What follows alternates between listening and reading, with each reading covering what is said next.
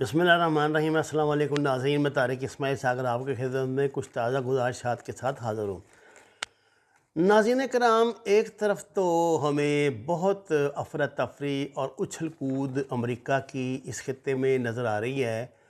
کہ امریکہ ایک لڑائی کے لیے کوشاں ہے۔ اس کی یہ کوشش ہے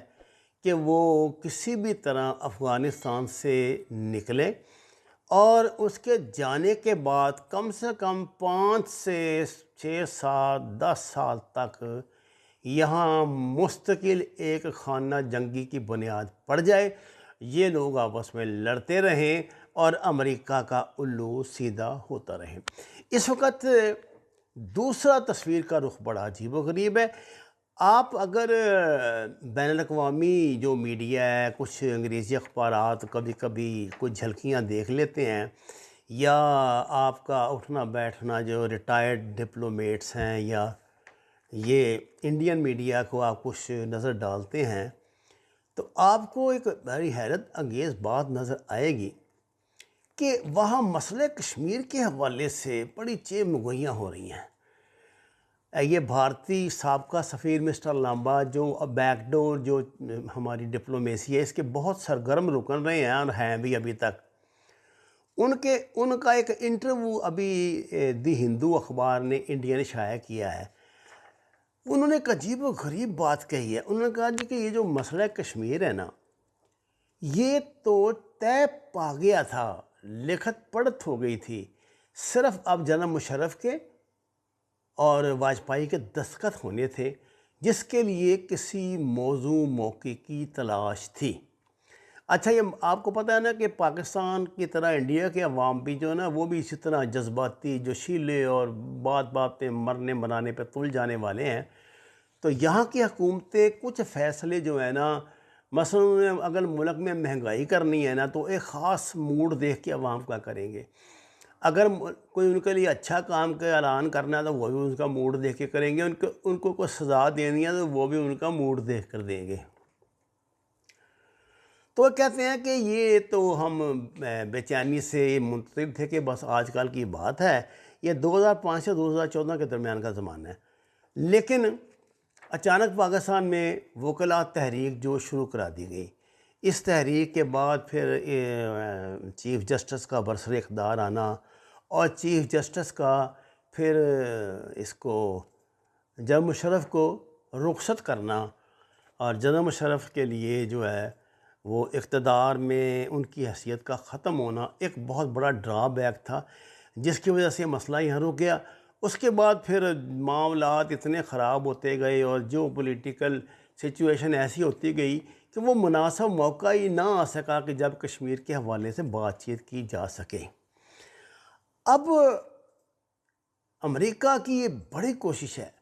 کہ کسی بھی طرح جو بنیادی مسئلہ کشمیر کا، اس پر کوئی سمجھوتا دونوں ملک کر لیں تو انڈیا کی جان پاکستان سے چھوٹ جائے اور وہ پوری طرح امریکہ کی غلامی کے لیے تیار ہو۔ یعنی اب انہوں نے اپنا گھوڑا جو ہے نا، وہ چاہتے ہیں کہ اس کے لیے ڈسٹربنس نہ ہو، کہ جب ہم اس کو فیلڈ میں اتاریں تو یہ اچھی طرح کھلا کے دلتیاں مار سکے، چھلانگوئی مار سکے اور بھاگ دوڑ کر سکے۔ تو اپنا گھوڑا تیار کرنے کے لیے بہت ضروری ہے کہ وہ پاکستان کی طرف سے کم از کم امن چاہتے ہیں انڈیا کے لیے۔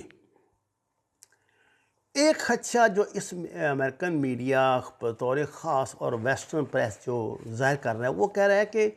دونوں طرف جو ہے نا یہ ملیٹنٹ ابھی تک موجود ہیں۔ گو کہ دونوں حکومتوں نے ان کا جو حال کیا ہے، جس طرح ان غریبوں کو انہوں نے زندہ درگور کیا ہوا ہے، اس کے بعد امید تو نہیں کہ وہ کچھ کریں گے، لیکن یہ خدشہ دونوں اطراف میں پایا جاتا ہے کہ اگر وہ ایرا واپس آ گیا اور جہاد کا تھوڑا سا غلغلہ بلند ہوا، کوئی ایسا موقع بن گیا، کوئی ایسا ایونٹ آ گیا جیسے دیکھیں نا، ابھی یہ جو 2-3 دن ہم نے جو عذاب برداشت کیا ہے یہ تحریک لبیک کا، تو یہ کیا تھا؟ ایک سچویشن ایسی بن گئی جس کو حکومت ڈھنگ سے ڈیل نہ کر سکی، اور نتیجہ تباہ و بربادی۔ اور ابھی تک جب میں آپ سے بات کر رہا ہوں، ابھی تک ان کی جھڑپیں اور بدماشیاں جاری ہیں، حالانکہ حکومت ان پہ پابندی لگا چکی ہے، اور ابھی مجھے اطلاع ملی ہے کہ کابینہ نے بھی اس پابندی کو ریکگنائز کر لیا ہے۔ یعنی آپ یہ کہتے ہیں نا کہ کالعدم تنظیم ہے، جب کوئی تنظیم کو اسٹیٹ کالعدم قرار دے دے، اس کے بعد میں اس کے حق میں اگر بات کروں گا تو پاکستان کے آئین کی خلاف ورزی ہوگی اور مجھ پہ بھی دہشت گردی ایکٹ لگ سکتا ہے۔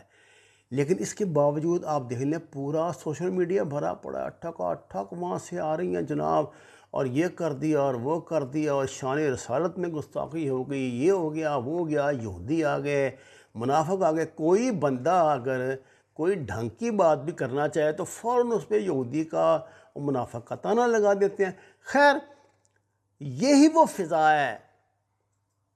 یہی وہ خوف ہے، یہی وہ ہماری بے وقوفی ہے جس نے ہمیں آج تک فیٹف سے باہر نہیں نکلنے دیا، جو ہمارے لیے نئی سے نئی مشکلات پیدا کرتی ہے۔ جنرل مشرف نے اپنے دور میں المناٹی باقاعدہ مومنٹ شروع کی تھی، روشن خیال پاکستان کی، روشن دماغ پاکستان کی، بڑی مومنٹ شروع کی تھی کہ پاکستان کو وہ سیکولر چہرہ دنیا کے سامنے بنا سکے۔ لوگ یقین ہی نہیں کرتے، مانتے ہی نہیں، اس لیے کہ اپنی سطح پہ جو ہمارے جیسی جو تربیت ہے ہمارے مدارس کے علماء کرام کی، وہ تو آپ کو پتہ ہے پاکستان کو، ان کو کیا اس بات سے کی پرواہ ہے کہ وہ دنیا کیسے سوچ رہی ہے، دنیا کہاں پہنچ گئی ہے، ہم کس سن میں 2021 میں زندہ ہیں کہ ابھی تک ہم 1971 میں یا 1965 میں رہ رہے ہیں۔ انہیں اس بات سے کچھ لینا دینا نہیں۔ ان کا تو یہ ہے کہ جہاں ان کی جوش و خروش بھری تقاریر ہوں، لاکھوں سامعین سامنے بیٹھے ہوں، اور جناب حضور پر خوشبوؤں کے جو وہ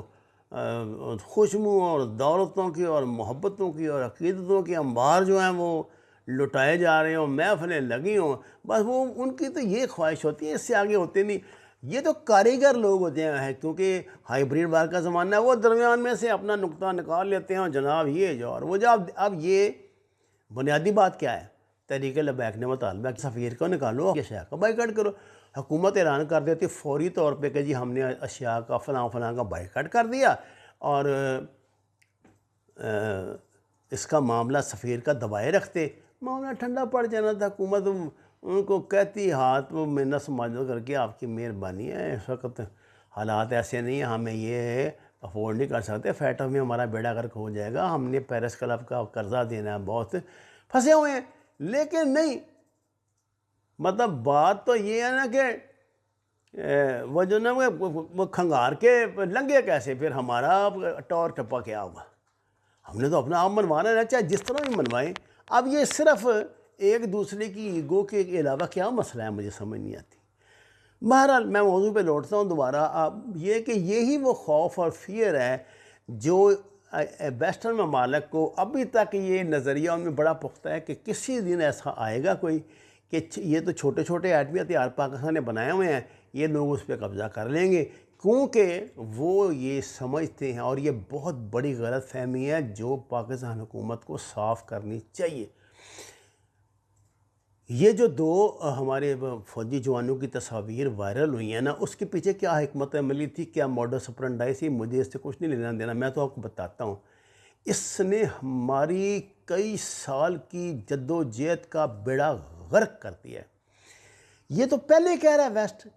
کہ فوج کے اندر ان کے لیے بڑا سافٹ کارنر ہے، اور جیسے ہی موقع ملے گا وہ لوگ ان کی مدد کریں گے، اور پاکستان میں جناب وہ انقلاب آ جائے گا۔ وہ 100 مرتبہ پاکستان میں انقلاب آئے، لوگ لڑے مرے، امریکہ کو ویسٹ کو اس سے کچھ لینا دینا نہیں، لیکن یہ جو ہمارے ایٹمی یا وہاں پہ چیزیں پڑی ہوئی ہیں نا، ان کو اس سے لینا دینا ہے۔ وہ کہتے ہیں کہ ان پر یہ لوگ قبضہ کر لیں گے، جس کے بعد پھر ناقابل کنٹرول صورتحال ہو جائے گی۔ اس لیے اب وہ بڑا زور لگا رہے ہیں کہ کسی طرح جو مذاکرات ہیں جہاں سے سلسلہ ٹوٹا ہے وہ ہم شروع کرائیں، امریکہ کے نگرانی میں ہوں۔ امریکہ اس سلسلے میں روس کو بھی کانفیڈنس میں لے رہا ہے کہ دونوں مل کر بیٹھیں، چائنا کو بھی کانفیڈنس میں لے رہا ہے کہ یہ مسئلہ ختم ہو۔ اب یہ تو دیکھیں نا، روس کی وہ ترجیحات نہیں رہی، چائنا کی وہ ترجیحات نہیں رہی پرانے زمانے والی، اب تو معاملات ہی الٹے ہو گئے، اس لیے بڑا مشکل لگ رہا ہے۔ اور اس سلسلے میں اب انڈیا کی طرف سے ایک بڑی زبردست عجیب و غریب، یہ پتہ نہیں اوپینین کیسے، انہوں نے کہا جی اگر جناب باجوہ اور ارجیت ڈوال مل کر ان مذاکرات کی نگرانی کریں تو کوئی وجہ ہی نہیں ہے کہ یہ معاملہ جو ہے اپنے انجام کو نہ پہنچیں، اور اگر یہ سلسلہ آگے بڑھتا ہے تو فوری طور پہ سارک کانفرنس پاکستان میں منعقد ہوگی، مسٹر مودی جو پاکستان کا دورہ کریں گے، اور جناب یہ میلے ٹھیلے شروع ہو جائیں گے، اور یہ کرکٹ کے میچوں کا سلسلہ شروع ہو جائے گا۔ جیسے ہی یہ کچھ ہوتا ہے، یہ کسی بھی لمحے کچھ بھی ممکن ہے۔ وما علینا الا البلاغ المبین۔ ناظرین کرام، درخواست ہے قرآن اور نماز کو ترجمے کے ساتھ جانیے، ہمارے چینل کو سبسکرائب کریں، لائکس دیں، سچ کے سفر میں ہمارا جس طرح بھی ممکن ہو، جتنا ہی ممکن ہو ساتھ دیں۔ آپ کا شکریہ۔